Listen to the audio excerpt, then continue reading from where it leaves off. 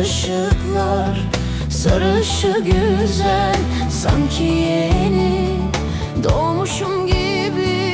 Yüreğimin vuruşu güzel, yarim kaşlarını kalem eyler, yazar hayatımı elem eyler. Hele öfkelenip kızmaya dursun, delirtir çıldırtır verem eyler. Yarim kaşlarını kalem eyler, yazar hayatımı elem eyler. Hele öfkelenip kızmaya dursun, delirtir çıldırtır verem eyler.